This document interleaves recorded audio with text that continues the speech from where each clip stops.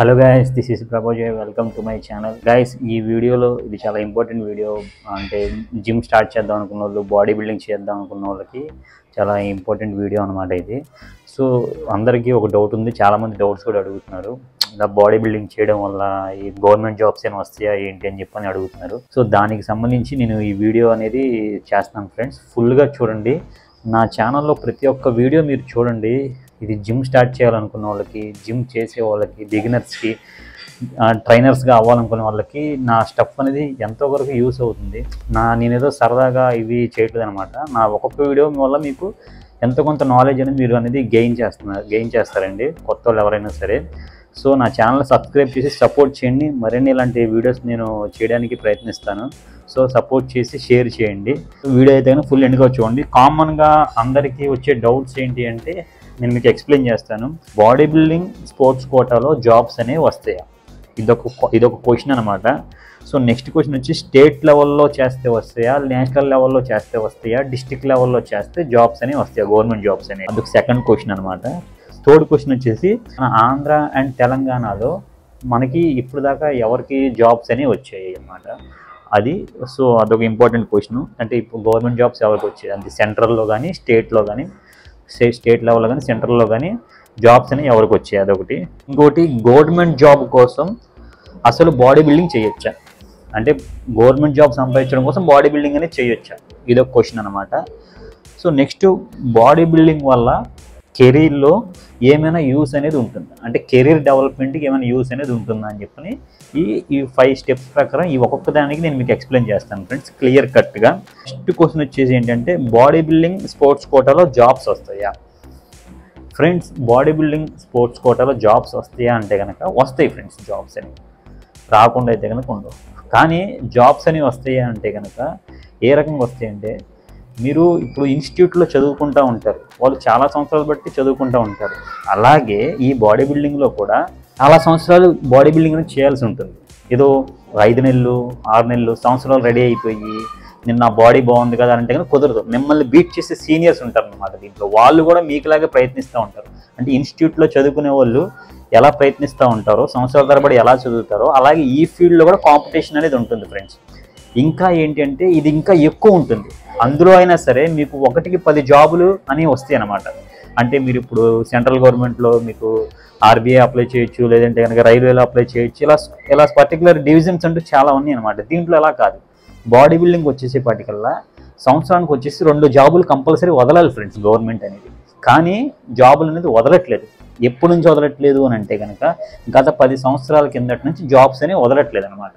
Actually సంవత్సరానికి 2 జాబులు వదిలి, ఒకటి పెద్ద కేటగిరీ, ఇంకోటి చిన్న కేటగిరీ. అంటే 60 రేంజ్ 70 రేంజ్ ఒక కేటగిరీ అయితే 80 రేంజ్ 90 రేంజ్ అంటే బాడీ వెయిట్ నేను చెప్పేది ఆ రేంజ్ కేటగిరీ ఒకటి అనమాట.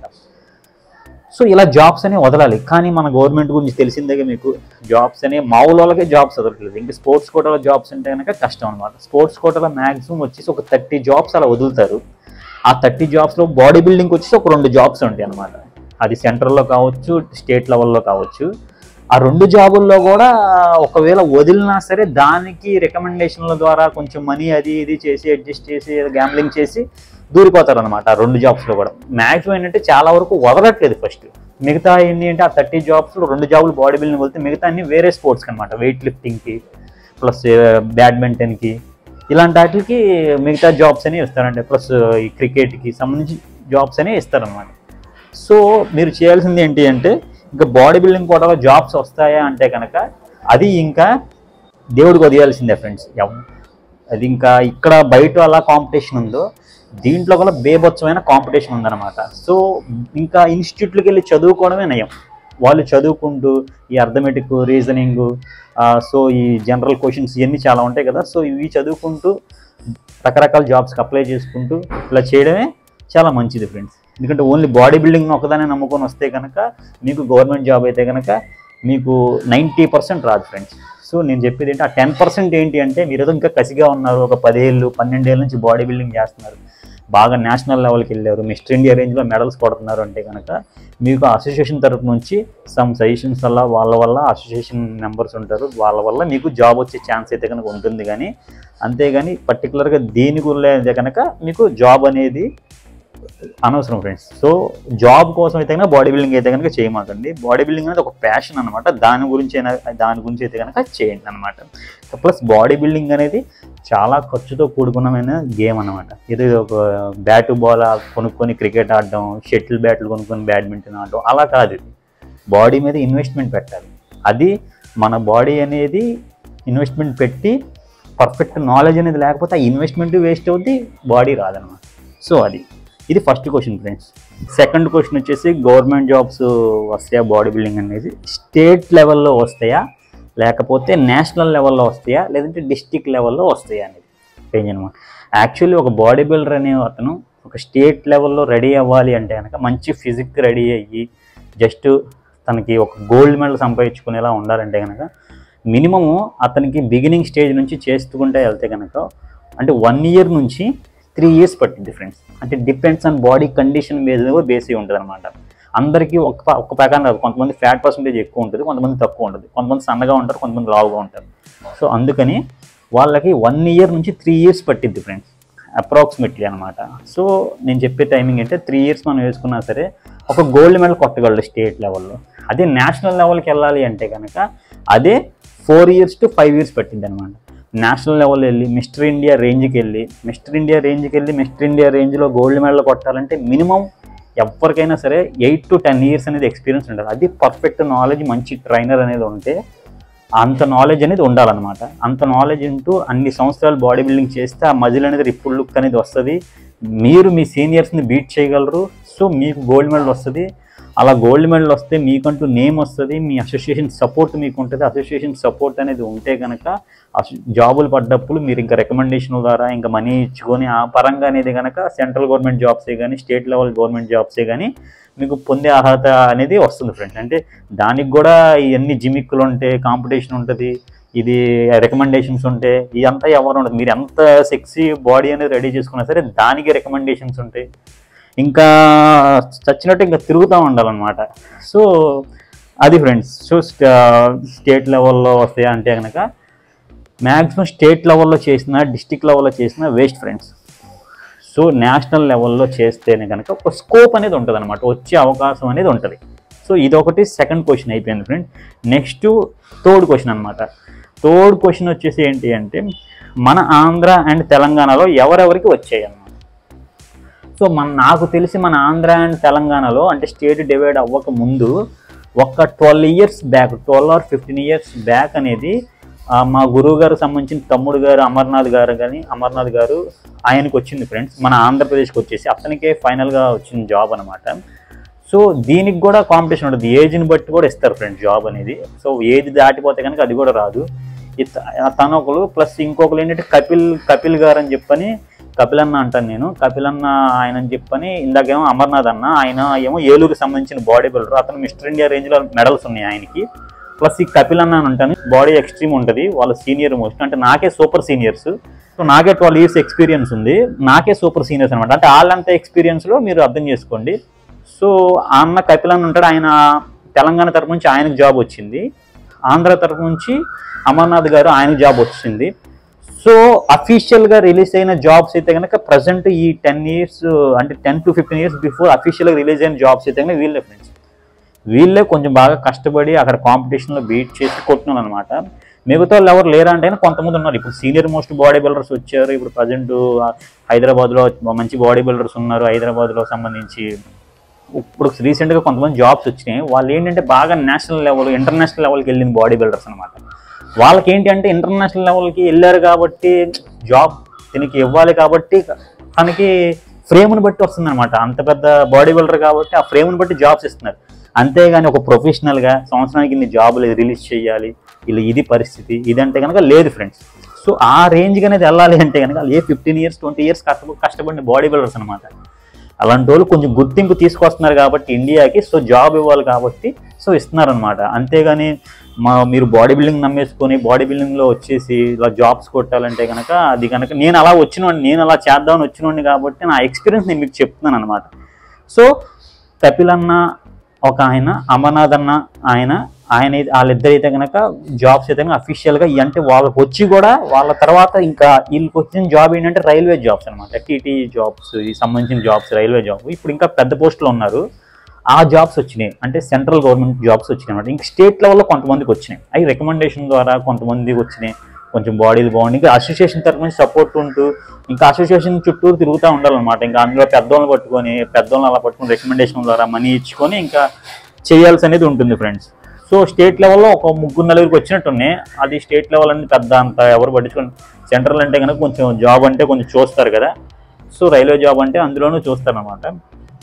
సో వాళ్ళిద్దరికి వచ్చింది ఫ్రెండ్స్, అంటే ఈ 12 years 15 years గ్యాప్లో ఇద్దరికి వచ్చినాయి ఫ్రెండ్స్ జాబ్స్ అనేవి.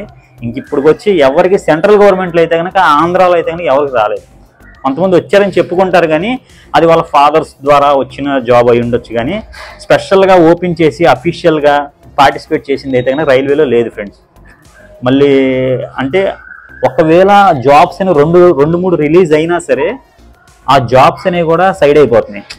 సో అదనమాట. ఇక్కడితో 3rd క్వశ్చన్ అయిపోయింది. Next 4th question, government job కోసం అసలు మనం బాడీ బిల్డింగ్ చేయొచ్చా? ఇప్పుడు ఇది చాలా ఇంపార్టెంట్ క్వశ్చన్ అనమాట. గవర్నమెంట్ జాబ్ కోసం బాడీ బిల్డింగ్ చేయొచ్చా అని అంటే, బ్రో నువ్వు గవర్నమెంట్ జాబ్ కావాలా, నీకు బాడీ బిల్డ్ చేయాలా? సో నువ్వు గవర్నమెంట్ జాబ్ కోసం బాడీ బిల్డింగ్ చేయొచ్చా అంటే, గవర్నమెంట్ జాబ్ చేయాలంటే ఫస్ట్ నువ్వు ఇన్స్టిట్యూట్స్కి వెళ్ళు. బాడీ బిల్డింగ్ అనేది వేస్ట్ అనమాట. ఎందుకంటే బాడీ బిల్డింగ్లో వచ్చి రిలీజ్ అయ్యే 2 జాబులు, అవి ఎప్పుడు రిలీజ్ అయితే తెలియదు. గవర్నమెంట్ జాబ్ కోసం బాడీ బిల్డింగ్ చేయొచ్చు అంటే కనుక నాకు తెలిసి ప్రతి ఒక్క బాడీ బిల్డర్ కానీ సజెస్ట్ చేసేది ఒకటే, చేయొద్దనే చెప్తారు. సో దీనికన్నా బెటర్ ఆప్షన్ ఏంటి అంటే, బయట ఇంకా చాలా జాబ్స్ ఉంటాయి. బాడీ బిల్డింగ్ చేసుకుంటేనే మీరు వేరే జాబ్స్ చేసుకోవచ్చు, ఇన్స్టిట్యూట్ చదువుకోవచ్చు, ఇన్స్టిట్యూట్లో చదువుకొని ఏ ఎగ్జామ్ అంటే ఎగ్జామ్ ప్రిపరేషన్ చేసుకుంటూ ఎగ్జామ్ అప్లై చేసుకోవచ్చు. కానీ సపరేట్గా నేను బాడీ బిల్డింగ్ మీదే ఉంటా, నాకు దాని మీదే జాబ్ రావాలంటే కనుక నువ్వు షెట్కి వెళ్ళిపోతావు. సో అదైతే గుర్తుంచుకో. గవర్నమెంట్ జాబ్ కోసం అసలు బాడీ బిల్డింగ్ చేయొచ్చు అని నన్ను అడిగితే కనుక వేస్ట్. ఎవరైనా సరే ఇదే సజెషన్ చేస్తారు. కానీ బాడీ బిల్డింగ్ చేసుకుంటేనే గవర్నమెంట్ జాబ్స్కి ప్రిపేర్ అవ్వండి, ఇన్స్టిట్యూట్స్కి వెళ్ళండి, ఇన్స్టిట్యూట్స్కి వెళ్ళి చదువుకోండి, బాగా చదువుకొని నాలెడ్జ్ పెంచుకొని ఎగ్జామ్స్ బాగా రాయండి. ఎగ్జామ్స్ కూడా ఏదో అలా రాసేయడం కాకుండా కొంచెం ఈ అర్థమెటిక్ అని, రీజనింగ్ అని, క్వశ్చన్ చాలా ఉంటాయి కదా, నేను మర్చిపోయాను, నేను వెళ్ళాను ఇన్స్టిట్యూట్ నాకు గుర్తులేదు. ఆ ఎగ్జామ్స్ ప్రిపేర్ అవ్వకుంటూ ఏ ఎగ్జామ్ వస్తే ఆ ఎగ్జామ్ రాసేయండి. దాంట్లో ఇన్స్టిట్యూట్లో ఎక్స్పీరియన్స్ ఉన్న వాళ్ళకి చాలామంది జాబ్స్కి వచ్చినాయి. ఇన్స్టిట్యూట్లోకి వెళ్ళి బాగా ఎక్స్పీరియన్స్ పెట్టుకొని, బాగా మీ బుర్రని బాగా పొదును పెట్టుకొని, ఏ క్వశ్చన్ అడిగా సప్పని ఆన్సర్ పెట్టేసేలాగా ఉంటే కనుక కంపల్సరీ మీకు జాబ్ వస్తుంది. అలా వచ్చిన వాళ్ళు చాలామంది ఉన్నారనమాట. సో మీ ఏజ్ దాటిపోకుండా చూసుకోండి, మీ క్యాస్ట్ని బట్టి ఏజ్ ఉంటుంది కదా, సో అది దాటిపోకుండా చూసుకొని కంపల్సరీ మీరు చేస్తే మీకు కంపల్సరీ గవర్నమెంట్ జాబ్ అనేది వస్తుంది అన్నమాట. సో బాడీ బిల్డింగ్ వల్ల కెరీర్లో ఏమైనా యూస్ ఉంటుందా అంటే, బాడీ బిల్డింగ్ మనం చేయడం వల్ల ఫ్యూచర్లో ఏమైనా యూస్ ఉంటుందా బాడీ బిల్డింగ్ వల్ల అని అంటే కనుక, అంటే కెరీర్ పరంగా యూస్ అయినా ఉంటుందా? సో బాడీ బిల్డింగ్ మనం ఇప్పుడు చేస్తున్నాము, బాడీని డెవలప్ చేసాము, కెరీర్లో ఏమైనా యూస్ ఉంటుందా అంటే ఉంటుంది ఫ్రెండ్స్. కాకపోతే ఏంటంటే ఇప్పుడు దాంట్లో కూడా కాంపిటీషన్ ఉంది. ఒక జిమ్ పెట్టుకోవచ్చు, లేదంటే ఒక ప్రోటీన్ స్టోర్ పెట్టుకోవచ్చు, లేదంటే ఒక స్పోర్ట్స్ స్టోర్ పెట్టుకోవచ్చు, ఏదైనా పెద్ద జిమ్లో పర్సనల్ ట్రైనింగ్స్కి వెళ్ళొచ్చు. సో ఇలాంటి స్కోప్ అనేది ఉంటుంది అనమాట. కానీ మీరు ఏదైనా బాడీ బిల్డింగ్ చేసి ఏదైనా చిన్న జిమ్ పెట్టుకున్నా, మీ దగ్గరలో ఉన్న ఏరియాలో జిమ్లు ఏమీ లేకుండా ఉంటే కనుక ఏదైనా జిమ్ పెట్టుకొని నాలెడ్జ్ గెయిన్ చేయాలి. ఇప్పుడు చాలామంది ఏంటి అంటే, ఇందులో ఈ ఫీల్డ్లో గ్రోత్ అనేది ఉండాలి అంటే కనుక క్లయింట్స్ని, ఇప్పుడు మన జిమ్కి వచ్చే క్లయింట్స్ని మంచిగా మేనేజ్ చేయడం నేర్చుకోవాలి, వాళ్ళతో మంచిగా మాట్లాడడం, మంచిగా ట్రైనింగ్ కూడా నేర్చుకోవాలి. ఇప్పుడు మీరు ట్రైనింగ్ ఇస్తారా, బాగా చెప్తున్నాడు ట్రైనింగ్, మనోడికి బాడీ లేకపోయినా మనోడు బాగా చెప్తున్నాడు ట్రైనింగ్, ఎక్స్ప్లెనేషన్ బాగా ఇస్తున్నాడు. సో మనం చెప్పేది క్లయింట్కి క్లియర్ కట్గా చెప్పాలి. ఒక డాక్టర్ దగ్గరికి వెళ్తే క్లియర్గా మనకి ఎలా ఎక్స్ప్లెయిన్ చేస్తాడో, అలాగే మన ఫీల్డ్లో మనం క్లయింట్కి ఎక్స్ప్లెయిన్ చేయగలగాలి, అతనికి అర్థం అవ్వాలి. సో అతను మిమ్మల్ని నమ్మగలగాలి, మీకు తను ప్యాకేజెస్ కడతాడు, పర్సనల్ ట్రైనింగ్స్ కడతాడు, మీ దగ్గర ప్రొడక్ట్స్ తీసుకుంటాడు, మీరు ప్రొడక్ట్స్లో మార్జిన్ మిగులుతుంది, మీకు పర్సనల్ ట్రైనింగ్లో డబ్బులు వస్తాయి. సో మీకు ఈ విధంగా అయితే మీరు సెటిల్ అవ్వచ్చు అనమాట ఈ ఫీల్డ్లో. సో జిమ్ పెట్టుకోవచ్చు, ప్రోటీన్ స్టోర్స్ పెట్టుకోవచ్చు, ఎక్విప్మెంట్ స్టోర్స్ పెట్టుకోవచ్చు. సో ఇలాంటివి ఉంటాయి అనమాట. కానీ మీరు ఒక క్లయింట్ని డీల్ చేసే విధానం నేర్చుకోవాలి, క్లయింట్కి ట్రైనింగ్ ఇచ్చుకునే పద్ధతి నేర్చుకోవాలి. మీరు బాడీని రెడీ చేసేవాళ్ళు కాదు, పొదవమని ఏదో 4 ప్రోటీన్లు వాడేసి 4 స్టెరాయిడ్స్ వాడేసి ఏదో పొలమని బాడీ రెడీ చేసేసుకొని వెళ్ళిపోవడం కాదనమాట. అది కాదు ట్రైనింగ్ అంటే. ట్రైనింగ్ అంటే ఏంటంటే ఒక ప్యాషన్ అనమాట. ట్రైనింగ్ ఇచ్చేటప్పుడు క్లయింట్ని మోటివేట్ చేయాలి.